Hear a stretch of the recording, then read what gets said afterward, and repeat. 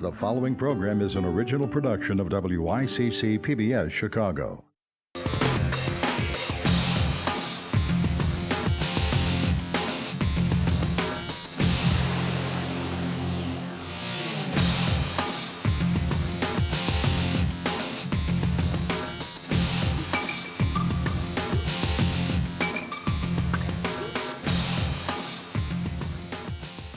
Good evening, everyone. I'm Lauren Cohn, and welcome to this week's edition of In the Loop. The 2016 presidential election brought the issue of sexual harassment once again into the national spotlight.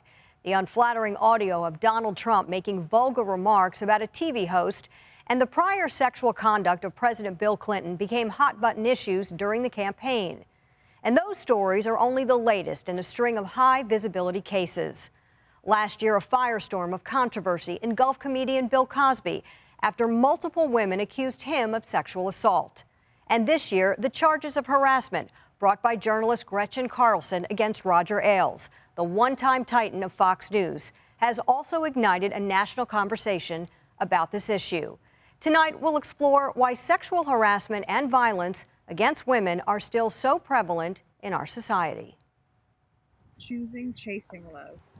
My heart is tender, swollen with love. 28-year-old Danielle, who prefers we don't use her last name, experienced the pain caused by sexual violence, even from people in positions of trust. From medical professionals, from teachers, anything from inappropriate words to groping to more physically violent situations. As a survivor of sexual harassment and assault, Danielle is disturbed that Donald Trump was elected president, even after the release of the video in which he's heard bragging about using his celebrity status to get away with inappropriate behavior. I'm automatically attracted to beautiful. I just start kissing them. It's like a magnet. You just kiss.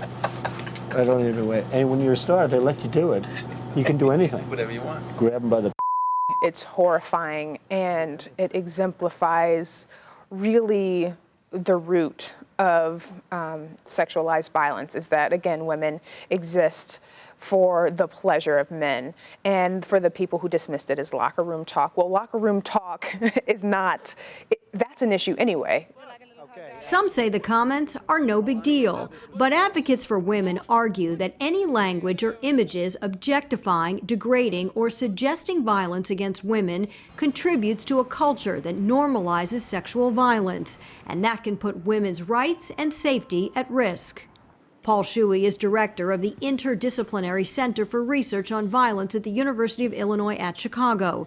He explains sexual violence includes assault and harassment, and it's important for women to know the difference. Typically with sexual assault, we're talking, more about hands-on direct attempts for inappropriate sexual touching to intercourse. Sexual harassment is more kind of the unwanted sexual attention and threats and kind of other more verbal behaviors or kind of less sexual touching. Shuey says sexual violence against women is occurring at an alarming rate. Sexual abuse range in age from 1 day old to 100 years old, but certainly our young women are particularly at risk, so 16 to 22 years old. According to the Rape Abuse Incest National Network, 1 out of every 6 women is the victim of sexual abuse in the United States. Sadly, sexual assault, it really is epidemic proportions. So if we're talking about adult women, 25% have been the victim of either sexual assault or attempted sexual assault at some point in their life. While most people can understand how sexual assault is an inappropriate and even criminal behavior, many women continue to struggle with sexual harassment, often on a daily basis. John Savas is president of Odasi Consulting. He has worked in human resources for the last 30 years and adds the unwanted attention often happens at work. We haven't changed the behaviors that are expected. We haven't actually seen the kinds of impacts that we had hoped to, and partially because we're constantly blaming victims, and we do that whether it's sexual harassment, whether it's domestic violence or any type of action, particularly against women. They are the predominant victim in this case, but we are still talking about it because we've not changed the narrative. Is it getting any closer? Meanwhile, Danielle hopes sharing her story helps solve the problem and makes the country a safer place for her 6-year-old daughter and other young girls. I am completely committed to doing my part, whatever I can, to make sure that the world or a community or a classroom or a home is safer for everybody growing up. Now, today we are joined by Megan Bloomquist, Director of Education and Training for Rape Victim Advocates, Mario Lucero, Assistant Director of the University of Illinois at Chicago Latino Cultural Center, and activist and writer Julia Weiss. Welcome. Thanks for joining us. Thank you. Thank you. This is a sensitive topic. And we heard Paul Shuey say that sexual violence includes sexual assault and sexual harassment, which is interesting. So, Megan, let me start with you. Is that the perception out there? Is that correct? That is correct. Sexual violence is really an umbrella term for lots of different forms of sexualized behavior that is inappropriate. So it could be physical contact, it could be verbal, like catcalling on the streets, it could be exploitation. Which is interesting because when you think of our president-elect, Donald Trump, and we all saw the videotape and heard on audio what he said about TV host Nancy O'Dell, and the comments were vulgar, some people look at that and say, that's locker room talk. Others were offended by it, and we know that some women were offended by it, and some women voted for him. So, Mario, is that fair to say that's just locker room talk? I mean, it's not. It's just one way to just normalize a behavior that's obviously very inappropriate. And I just want to go back to that stat about 1 in 6 women. Myself working in a large university, right? I would probably say that that statistic is even higher. It might be closer to 1 out of 4. Women students, right, that experience sexual assault in one way or another on a campus. And part of what I try to do, I'm a co-founder of the Reimagining Masculinities Initiative, which is centered around dialogue and creating spaces for not just males, for not just guys, but actually we have about 50% women and men that kind of come together in a safe space to talk about these issues, because no, it's not just locker room talk. But Julia, is there the perception out there, perhaps maybe from men, that, well, that's just sort of locker room talk? I mean, we saw Billy Bush lost his job over it, but Donald Trump is now the president-elect. I think that a huge problem in our culture is we have this fundamental distrust of those who have perhaps less social privilege. I think that we often dismiss victims based on not just gender, but also race. I think that it all comes down to power. And I think that the reason so many men and women are quick to dismiss or normalize Trump's comments is because women lack the power in our culture to warrant our respect. And women come up in that as well. So we have a lot of internalized misogyny. Do you agree with that, Megan? I mean, I agree 100% that it is about power, the issue of sexual violence. And I just want to add that due to the locker room talk comments and all of the conversations around sexual assault and sexual violence during the election season, Rape Victim Advocates has experienced a spike. Really? That's interesting. Absolutely. It is very interesting. So we've gotten increased phone calls, and I know other rape crisis centers have experienced this as well, from survivors saying, this is hurting me. Yes, and luckily from people saying, I want to volunteer. I want to do something about this issue. I think it's interesting that you bring up, though, the power and the position that people are in. And we talk about words versus action. So one thing I want to show you all is a clip we have of Megyn Kelly. She is out, been promoting her book, and an exchange of hers in the office with Roger Ailes, the CEO of Fox. Let's take a listen. My problems with Roger began when I was at the company for 12 months. He gave me a bunch of advice. You know, I went into his office, he gave me a bunch of advice. But the problem with that meeting, and with several that happened over the next 6 months, was not only was there legitimate professional advice, but there were grossly inappropriate comments about my body, how he wanted to see me, and it grew more severe over time. Now, among those grossly, what she calls inappropriate comments, she went on to say in the interview he made comments about her bra. So you have someone like Megyn Kelly who's coming out now, but it took Gretchen Carlson coming forward after she lost her job for Megyn Kelly and others at Fox to come forward. So, Julia, what does that say about a woman who's in a position of power and has a job like, you know, Megyn Kelly here, but yet it took her this to come forward. Well, I think that there are these sort of unspoken rules in our society, and I think we try to play by those rules, and we want to get ahead. We want to gain professional clout and respect, and so we may be experiencing things that make us uncomfortable, that are frightening, that are hurtful. But if you speak out against it, then you're breaking a rule and you won't get to move ahead. We saw this in the comedy community in Chicago over the last year when the lid sort of got blown off a problem of harassment. All of these women started coming forward. And this has happened to you in the comedy world. Yes. You've been sexually harassed. I've been harassed. I was actually in a long-term, pretty abusive relationship with a member of the community. And you're scared to say something, you blame yourself, you think, you believe what you're told, that this is in my head, I'm doing something to cause this. And that's a really huge part of the cycle, is that gaslighting, that what you're experiencing isn't real, or if you are experiencing something, like maybe you're doing something to cause it. And so when someone finally says something, finally speaks out, it's common to then see many other people say, oh yeah, me too, I was scared to say something, I didn't think I could. It takes one person, or in the case of Cosby, dozens of persons saying something for women to feel empowered to speak up. Well, and you brought up Cosby. We do have close to a dozen women, Mario, that have come out and said that President-elect Trump sexually harassed. Now, he has not been charged with any crime. We have to, you know, state that. But what does that say then in terms of where this is coming from, and are we doing enough to stop it? Because now it's a national conversation, and did it take all of these events for us to talk about it again? It's unfortunate that, you know, we saw a lot of toxic masculinity, especially in this last political cycle. But no, I mean, this is something that's happening all the time. We need more conversations to shatter these, to shatter the silences. That, in many times, that's all it takes. It takes one person to come out.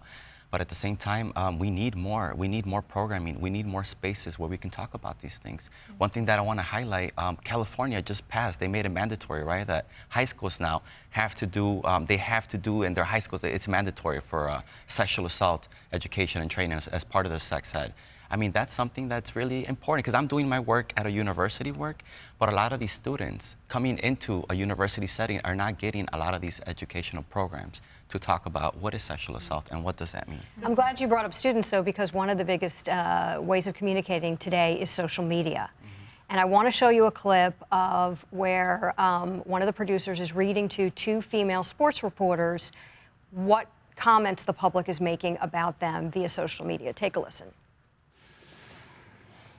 Okay, this is why we don't hire any females unless we need our sucked or our food cooked. I hope your dog gets hit by a car, you. Hopefully this skank Julie DeCaro is Bill Cosby's next victim. That would be classic. I hope you get raped again. Oh. So let me clarify, that was just men that were reading it, not a producer. But that's very troubling, and these are words, and it brings us back to the conversation of words versus action and the perception out there of what is appropriate, what isn't appropriate, what is sexual harassment, what is sexual violence. Right. Well, I mean, you can see from those tweets that's absolutely harassing behavior. I mean, I think we can all agree that that's extremely inappropriate. But when you're behind a screen, I think it can be even easier to hurt people than in person.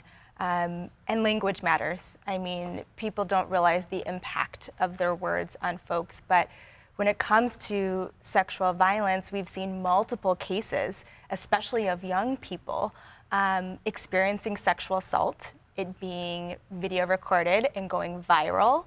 And then those young, usually women, trying to deal with that aftermath as they're being blamed for their sexual assault, as they're being made fun of and humiliated.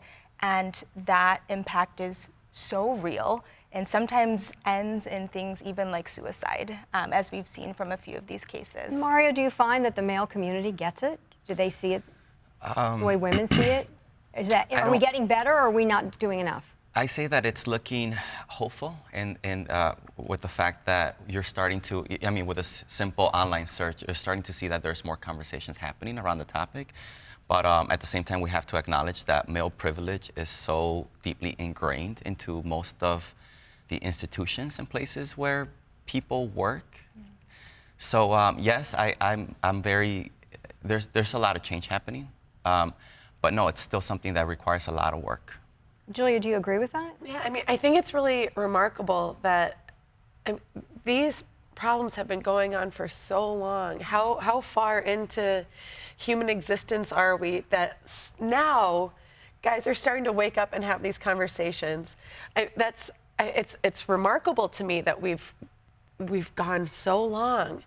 But that frustration aside, I have seen in the comedy community, I've seen young guys who maybe have behaved in inappropriate ways before, or who have said inappropriate things. Suddenly they're like, wait a second, I need to check my behavior. I think that there is hope that men are really waking up, that women are waking up and seeing the ways in which they've internalized contempt for their own gender and for their own identity. But is that because Human Resources is doing a better job and feels like people have a place to go to, or is it because more women are actually feel stronger, they can come forward? When there's a national story like this, suddenly I can come out, but before I couldn't. I think that, yeah, there's been a long, hard-fought battle for equality, and it's far from over, but I think that we've made a lot of gains, and I think that the ability to, like with the mean tweets video, like when men who are fundamentally good guys but maybe blind to certain things are forced to see something, and they're forced to reckon with it in front of a person who it immediately impacts, I think that they tap into their empathy and they see it as real. And I think that that's the biggest breaking point, is getting people to see that this is real and this is happening. All right, when it comes to sexual harassment, it's not only adults that are affected, but also children. What happens at a young age can have a lasting impact. Meet one family that believes teaching respect and acceptance begins at an early age. Magdalene and Ezra Eisenberg say they grew up in traditional households, but they want their 4-year-old son, Zev, to grow up in a world where men and women are not defined by their gender roles. High five. We'll teach Dad. Certainly we try to teach empathy. I think that's important. Try to teach tolerance of all kinds. I think he should stand up against intolerance. I think he needs to speak up when other people aren't modeling those behaviors so that he can lead by example as well. Empathy is understanding how somebody else feels. If somebody is being bullied and you sense that pain in them, there's no way that you're going to be that person that causes pain. Professor Tanya Bibbs from the Erickson Institute in Chicago has spent much of her career studying how gender stereotypes affect children. She says being aware of sexist behavior and its negative implications isn't always easy. In our everyday interactions, we reinforce these gender roles. So in the ways that we dress children, the ways that we talk differently to boys and girls, the way we teach them to express themselves differently. At the same time, boys have certain constraints as well. They're not able to express themselves, the full range of their emotions, unless it's anger or aggression. They're taught that they somehow have this unearned privilege just by virtue of being male. Efren Toledo is the principal of O.A. Thorpe Scholastic Academy on Chicago's Northwest Side, where the Eisenbergs hope Zev will attend school next year. Toledo is doing what he can to address stereotypes by instructing children to lead, regardless of their gender. One of the things that I try to avoid is labeling kids. In education, unfortunately, we do a lot of that. What are the things that we all need to be able to do? Is to take on those qualities of leadership, take on those qualities of, being able to communicate your thoughts and ideas, regardless of who you are, whether it be a boy or a girl. I think it's really important that they're given opportunities to lead and to demonstrate that they are contributing members of society even when they're 5, 6 years old. And young children are paying attention to what adults say and do. The 2016 presidential election, called the most contentious in modern history, is no exception. Zev cried when we told him who won for the president. He really wanted Hillary. It's difficult because now you have somebody who's this leader of a country who is not modeling ideal behavior, who, when groping comes up, he's a model for the wrong side of that argument. So what can parents do? Do you invite your boys to cook in the kitchen with you? Do you invite girls to do things that might involve learning math? Really, do you give each of them the opportunity to explore their interests based upon having interests, as opposed to what their assigned gender is? Awesome. High five. Children learn social categories between the ages of 3 and 5. And so that's a time when adults can step in and provide children with a different experience and a different understanding of gender categories. Now, in order to do that, of course, adults have to get comfortable having those kinds of conversations. And they have to believe that it's important and that it's their role to be doing that.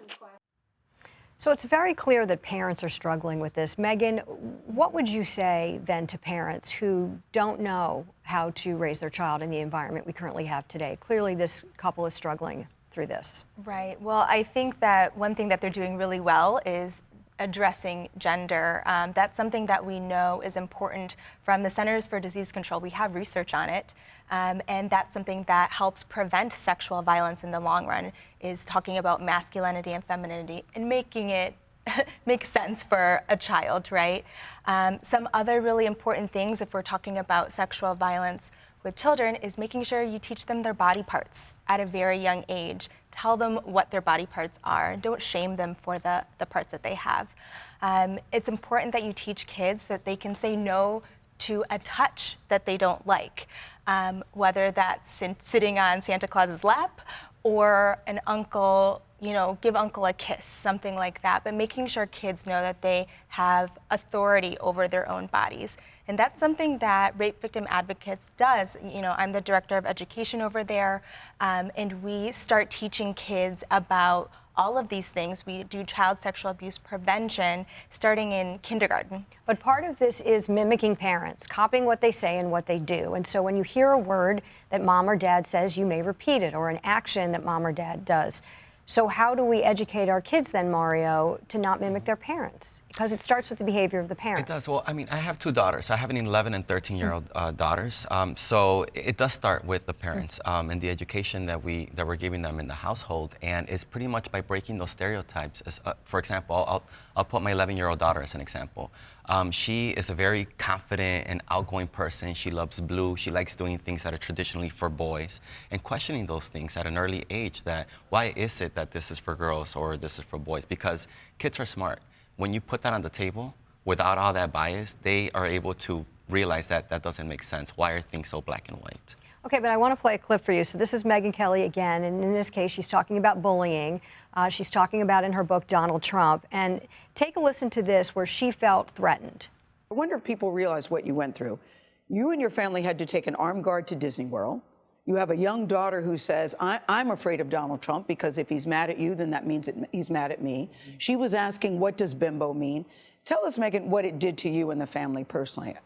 Well, it wasn't a delightful year. I know. Many people thought it was because they saw me on the cover of some magazines and said, oh, yeah. And it people wasn't said something... it advanced your career. Well, it certainly increased my name recognition. Yeah. So when a child sees a tweet that was retweeted by Donald Trump with the word bimbo and asks her mother that question, and then the word is out there, Julia. Well, I think that there are a few things at play in that. I think obviously we can't shield our children from every bad thing, and being able to have that conversation with your child about what that word is and the type of person who uses it, I think is a valuable learning moment. I do think parents need to model behavior. I know when my sister was little, she, in a paper for school, referred to Hitler as, I don't know if it's a prick, which is obviously an understatement, but that is a word that she heard my mother say at the news. And so she thought, like, this is an appropriate word that I can use to describe a fascist dictator. So when that paper came home, my mom and my sister were able to have a conversation about words, what words are appropriate, and how we use them. And I think that treating our children like human beings who are way more aware than we are as adults, and giving them that respect and having those conversations, I think that is where we can make a difference with our parenting. And is it just the parent's responsibility, or should this be taught in school? Both, all of the above. It should be taught in school, it should be taught at home, it should be taught in church, it should be taught at Little League, it should be taught everywhere. And there's actually a state mandate called Aaron's Law that requires child sexual abuse prevention in schools from kindergarten through high school. So there are mandates out there. For Chicago Public Schools, there's a required sexual health curriculum. But how are these things being taught? I think that's something that's still being questioned because not everyone has the knowledge and experience to be able to teach these things effectively. But is it in control of the parents? Absolutely. And if parents need support, come to us. So when you have a child in this situation who is asking this question about a word that's used with her mom, Megyn Kelly, but then Megyn Kelly went on to say, hey, I've made up with Donald Trump. I went to see him. All is fine. We're moving forward. He even gave me a hug. If you're the child and now you see that, Mario, what is the reaction? It's confusing for a child. It's confusion because children are very smart. I like something that you said, Julia, about talking to them, having those conversations because they're very receptive, and I'm able to have conversations with my daughters in a very understanding way. And yes, it's confusing to see that because I know that they were following the election. They see everything. It's hard to shield them, like you were saying. And yeah, there was. I saw the anxiety within my own daughters. How is that? How is this happening? How is this possible? Yeah, so I think that there's something to be said for forgiveness. But when someone has shown no remorse for their words or actions, that I think that does send a message of like acceptance and normalizing behavior. And I realize Megyn Kelly is in a position where there's probably a lot more at play, the obligations that she has to her job, or her party, to make nice with the president-elect. But I do think that sends like a really problematic message to kids. So what more can we do? Well, if we're focusing on children in this moment, I think believe children is a very important step. If the child is saying, I'm being bullied, if they say, I'm scared, if they say, I'm being abused, believe that child. Try to have open communication with any children you're in contact with, sort of like you mentioned, Mario. Being able to educate them. Kids have a right to knowledge. We don't want to shield them from that knowledge, even when it scares us as adults to have those conversations. And Mario, some final thoughts in our last few seconds? I also feel like more men need to come out and have these conversations. I know it's a lot of the times when it's like women that are the victims of these crimes or sexual assault or whatever it is. More men need to come out, have these conversations, because unfortunately a lot of young boys look up to other men as their role models. And I feel like this is not just a women's issue, because if you think about it, most of the time, 90+% of the time, it's men that are the perpetrators. So we need more men to come out and have these conversations. Good point to make. Well, thank you all so much for being here. Very insightful. And that does wrap up this week's episode of In the Loop. And I would like to thank our guests, Megan Bloomquist, Mario Lucero, and Julia Weiss. And to learn more about tonight's guests, log on to wycc.org and search for In the Loop. Until next week, I'm Lauren Cohn. Good night.